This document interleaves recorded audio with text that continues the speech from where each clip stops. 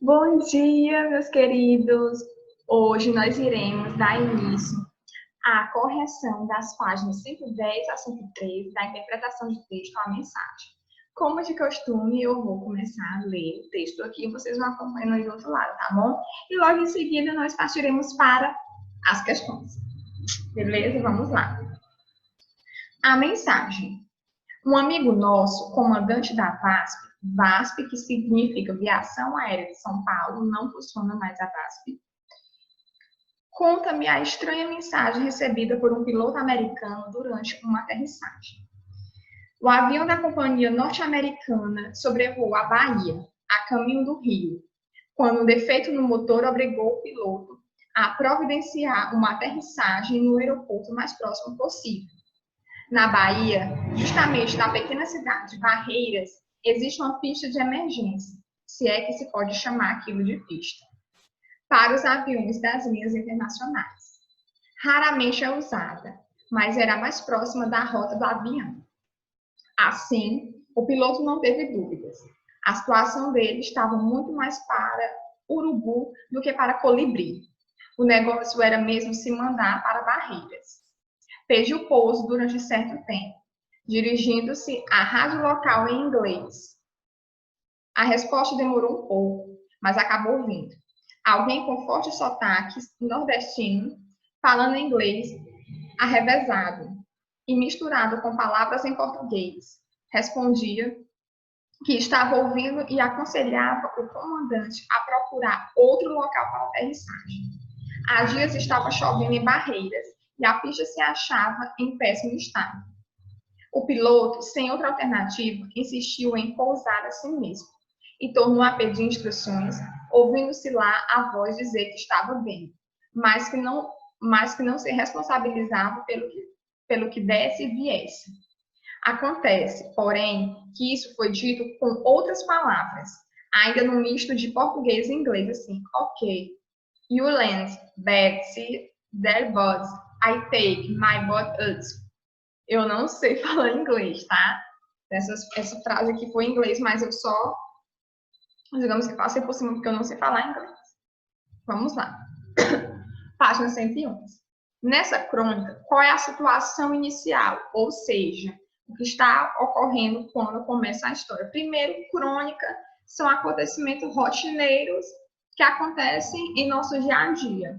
Então, esse texto, a mensagem, ele é algo, são situações que podem acontecer e que acontecem de um avião ter que aterrissar o mais rápido possível. E aqui na primeira questão, ele está perguntando qual é a situação inicial. Essa situação inicial, ela faz parte de uma narrativa. E de que fala? O texto começa falando de quê? É tanto que aqui na pergunta mesmo, ele já te diz o que é. O que é essa situação inicial. O que está ocorrendo quando começa a história. O que é? Um avião internacional está sobrevoando a Bahia, na região de Barreiras, onde existe uma praia para emergência, uma pista para emergências, quando ocorre um problema no motor e ele precisa pousar. Então, aí é a situação inicial. Situação inicial quando ocorre bem no início do texto, certo? Segunda questão. Ocorre, então, um conflito. O conflito é quando muda a história completamente. São elementos também, é um elemento, assim como a situação inicial, o conflito também é um elemento do texto narrativo. Ele faz parte do texto narrativo, certo? Então, o conflito é quando muda totalmente a história. Então, ocorre, então, um conflito. O piloto faz contato com o aeroporto, mas tem dificuldade para obter autorização para pousar. Por que ele não obtém autorização imediata? Porque chovia há dias em Barreiras e a pista, que já era ruim, estava em péssimo estado. Então, vocês podem perceber, na primeira questão já colocou um texto um elemento, do texto narrativo. Conflito também faz parte do texto narrativo. Clímax, que está falando aqui na quarta questão, também faz parte do texto narrativo. Terceira questão. Que problema na comunicação é mencionado pelo narrador? o narrador explica que a pessoa que respondia aos apelos do piloto tinha sotaque nordestino e não sabia o inglês, então era completamente diferente, né? Línguas, um é nordestino e outro é estrangeiro. E não sabia o inglês, misturando em sua fala palavras em inglês e em português. Quarta questão.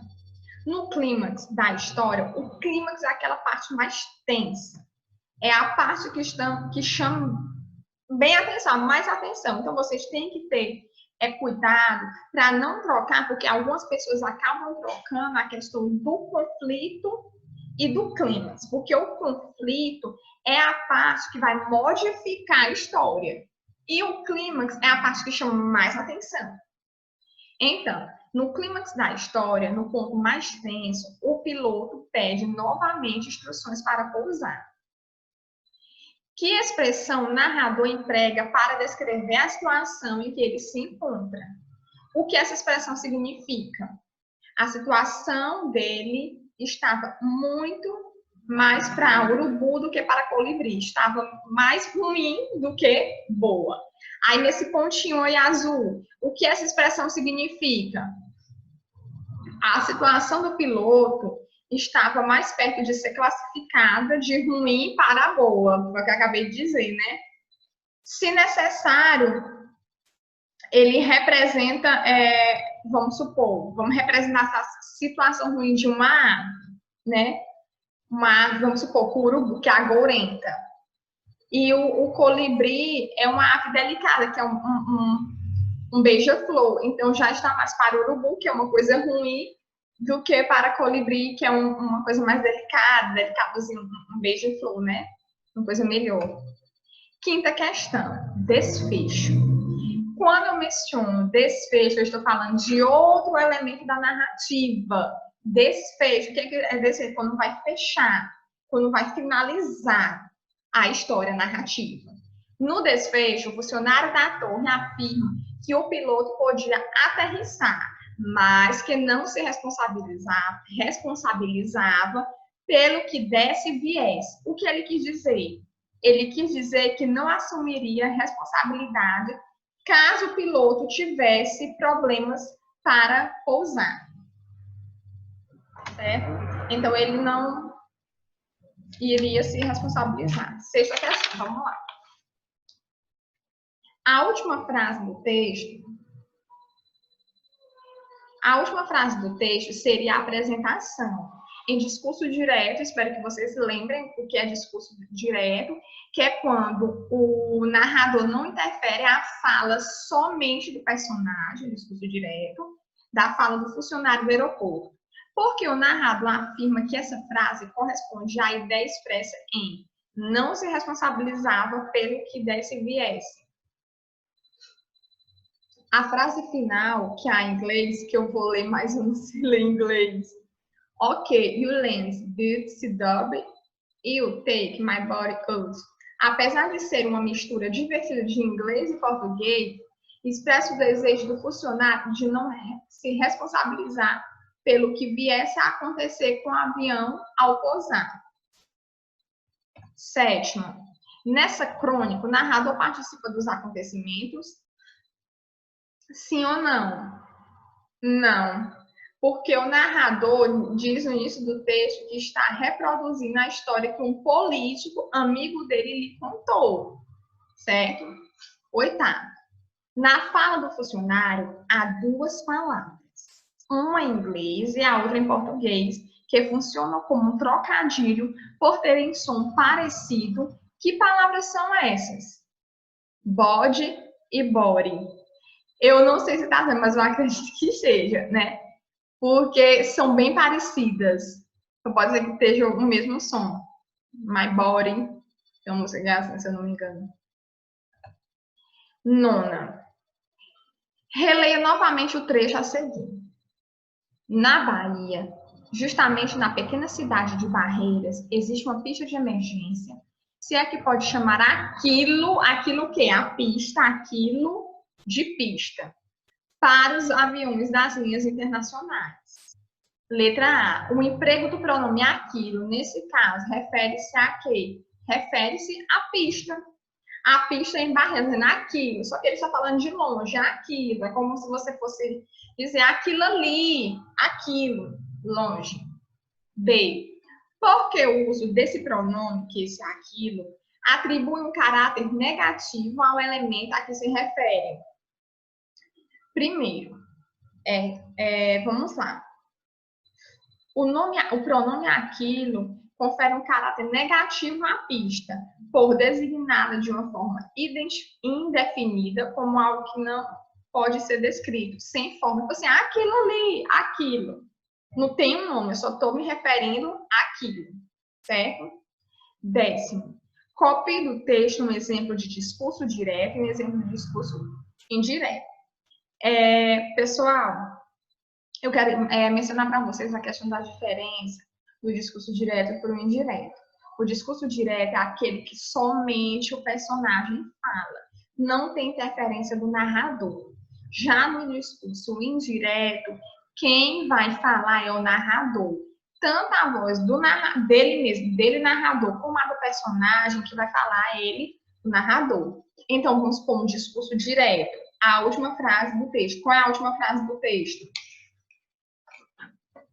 Em inglês. Essa frase em inglês aí vai ser um discurso direto. Aí o discurso indireto. Alguém com forte sotaque nordestino, falando inglês atravessado e misturado com palavras em português, respondia que estava ouvindo e aconselhava o comandante a procurar outro local para aterrissagem. A voz dizer que estava bem, mas que não se responsabilizava pelo que desse e viesse.